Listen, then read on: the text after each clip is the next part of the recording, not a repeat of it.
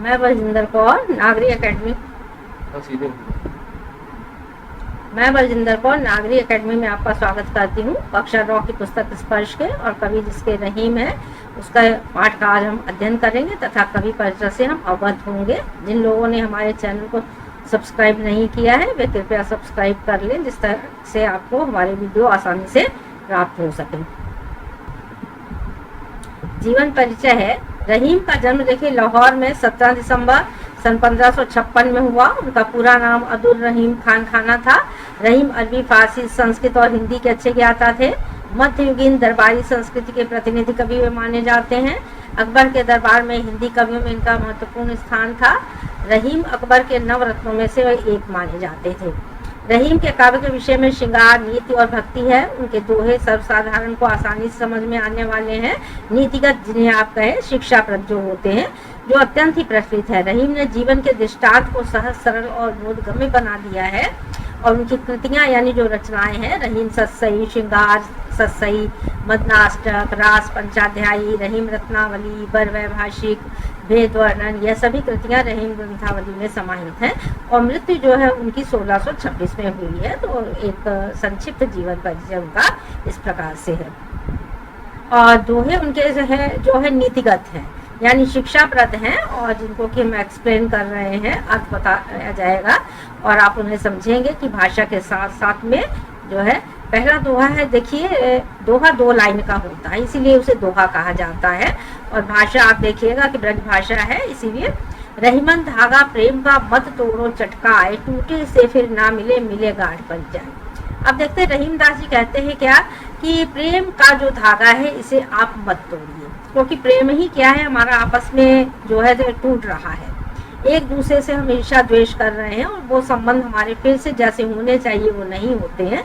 तो उदाहरण उन्होंने क्या दिया, टूटे से फिर ना मिले, टूट जाने पर वह फिर से नहीं मिलते हैं। मिल जाते हैं, मिल तो जाते हैं, लेकिन क्या हो जाती है, उसमें गांठ पड़ जाए, गांठ पड़ जाती है। तो कहने का तात्पर्य उसी प्रकार से है, जैसे कोई मोती की माला होती है, टूट जाती है तो गांठें पड़ जाती हैं उसमें बार बार मोतियों को पिरोने पर, और वो पहले की तरह मजबूत नहीं होती है। तो उसी प्रकार से हमारे संबंध हैं, तो प्रेम के धागे जो बंधे हुए हैं उनको तोड़िए नहीं, उनको टूटने से बचाने का प्रयास करना चाहिए। अगर टूट जाएंगे तो गांठ पड़ जाती है, जो अत्यंत ही क्या है, मुश्किल से फिर संबंध हमारे सही हो पाते हैं। और दूसरा है, आप देखिए, रहमान निज मन की बिथा, मन ही राखो गोए, सुन अठ लहे लोग सब बाट न लहे कोई। व्यक्ति जब परेशान होता है तो क्या करता है, अपने मन की व्यथा यानी कष्ट को, दुख को क्या करता है, दूसरों के सामने प्रकट करने का प्रयास करता है। तो निज माने अपने मन की जो व्यथा है, दुख है, उसे हमें क्या करना है, अपने ही पास रखना है, अपने ही मन में रखना है। मन ही राखो गोए, मन में ही आप रखिए, किसी के सामने बहुत ज्यादा न बोलिए। सुनी अठलहे लोग सब, जो लोग सुनेंगे वो क्या करें, अटखेलियां करेंगे, हंसी मजाक उड़ाएंगे। बांट न लहे कोई, कोई भी आपके कष्ट पीड़ा दुख को बांटता नहीं है। बाद में वो सुन करके एक जगह से दूसरी जगह पर जा करके क्या करने लगते हैं, बोलने लगते हैं, बताने लगते हैं।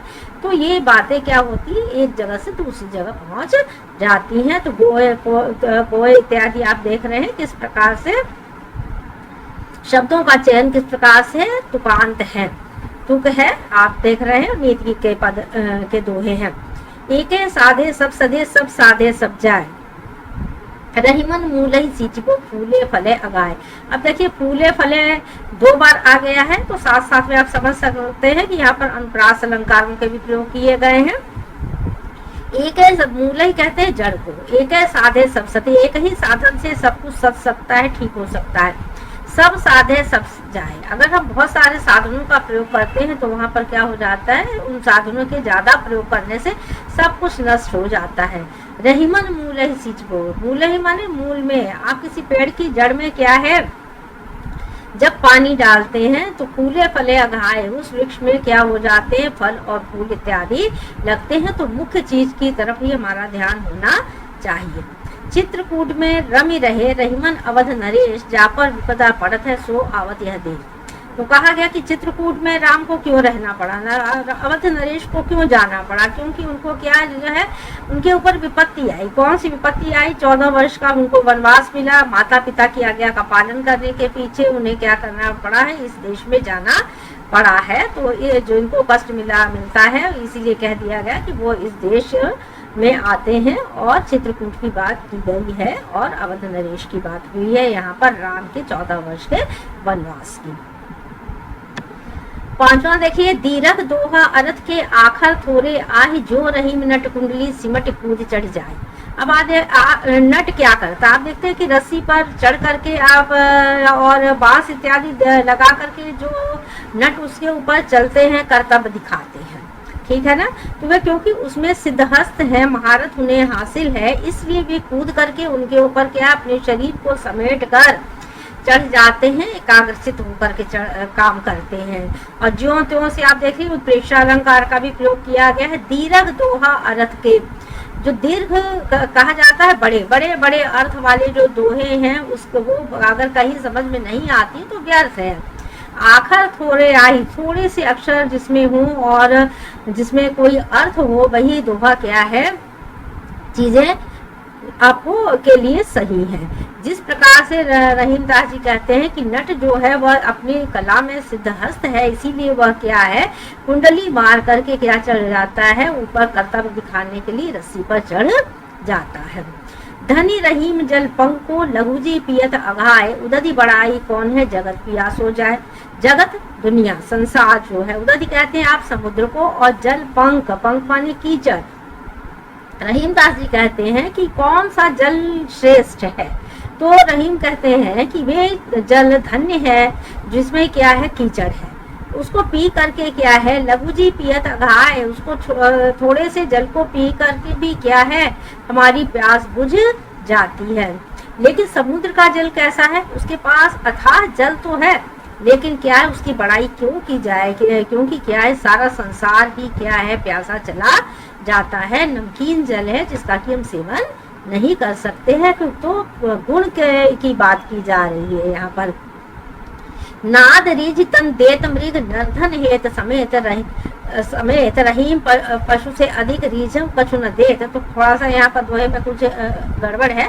तो यहाँ पर आप देख रहे हैं कि मृग जो है वह ध्वनि के आधार पर क्या कर देता है, अपना सब कुछ न्यौछावर कर देता है, उसके संगीत के पीछे, ध्वनि के पीछे वह भागता है और सब कुछ त्याग देता है। इसी प्रकार से जो व्यक्ति हैं वह भी क्या कर देते हैं, सब कुछ जो होते हैं इस की तरफ जाने वाले वो दे देते हैं रीझ करके।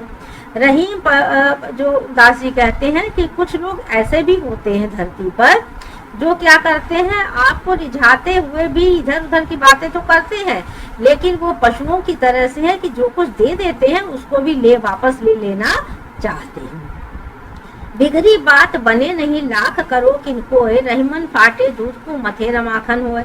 बिगड़ी बात कभी भी क्या होती है, बनती नहीं है, चाहे लाख क्या किए जाएंगे, प्रयास किए जाएंगे। किस प्रकार से, रहीमन फाटे दूध को, रहीमदास जी कहते हैं कि जिस प्रकार से फटे हुए दूध को मथने पर कभी भी मक्खन नहीं निकलता है, तो सारा तत्व ही उसमें से खत्म हो गया, तो कहाँ से उसमें से मक्खन निकलेगा। इसलिए बात बिगड़ने से पहले ही हमें क्या कर लेना चाहिए, उसे संभाल लेना चाहिए। रहीमन देखी बड़ेन को लघु न दीजिए डार, जहाँ काम आवे सुई कहा करे तलवार। आप देख रहे हैं कि बड़े और छोटे के बीच में जो है बहुत अंतर इंसान करता है।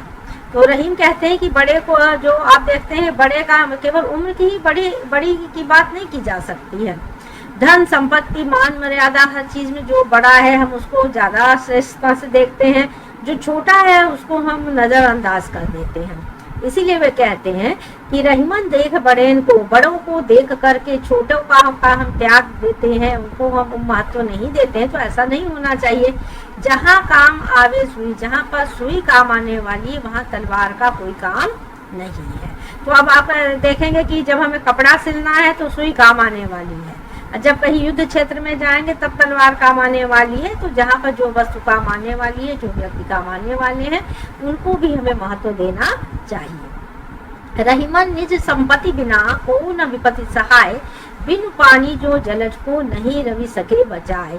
निज संपत्ति बिना रहीमन निज संपत्ति बिना, रहीमदास जी कहते हैं बिना संपत्ति के, अगर किसी के पास पैसा नहीं है, पूर्ण विपत्ति सहाय, कोई भी विपत्ति में आपका साथ नहीं देता है। बिन पानी जो जलज को, जिस प्रकार से यहाँ पर भी आप देखिएगा ज्यों त्यों से उत्प्रेक्षा अलंकार का प्रयोग किया गया है। बिना पानी के बिना जल के, जलज कहते हैं कमल को, जल में उत्पन्न होने वाले कमल को, जिस प्रकार से जल में उत्पन्न होने वाले कमल को नहीं रवि सके बचाए, अगर पानी खत्म हो जाएगा तो उसे सूर्य भी बचा नहीं पाएगा। तो आप देख रहे हैं कि संपत्ति के बिना भी संसार में क्या है, कोई भी विपत्ति में आपका सहायक नहीं होता है। जब आपके पास पर्याप्त मात्रा में चीजें होती तभी आप अपना भी बचाव कर पाते हैं। रहीमन पानी राखिए बिन पानी सब सून, यहाँ पर देखिए श्रेष्ठ का प्रयोग किया है। पानी पानी शब्द के कई अर्थ निकल आएंगे। पानी गए न उबरे मोती मानुष चून, यानी रहीमदास जी कहते हैं रहीमन पानी राखिए हे ईश्वर, हमारी इज्जत मान मर्यादा बनाए रखना। बिना पानी के, बिना इज्जत के सब कुछ इस दुनिया में क्या है, सूना है, व्यर्थ है। पानी गए न उबरे, कौन कौन सी चीजें हैं जो पानी के बिना उबरती नहीं है? तो उदाहरण 3-4 उन्होंने दिए कि मोती, बिना पानी में जो है मोती उत्पन्न होता है, बिना पानी के उसकी कोई कीमत नहीं है। मनुष्य का जो है इज्जत के बिना कहीं कोई नहीं है।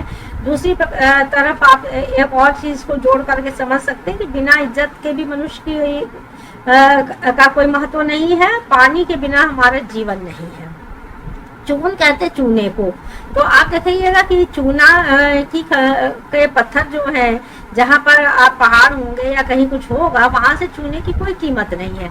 जब तक कि उस चूने को निकाल करके पानी में डाला और भिगोया नहीं जा सकता है। तो ये उदाहरण कवि ने दिए हैं। और बिना पानी के, यहाँ पर आप देखते हैं पानी पानी के कई अर्थ बता दिए गए, श्रेष्ठ अलंकार का सुंदर प्रयोग किया गया है।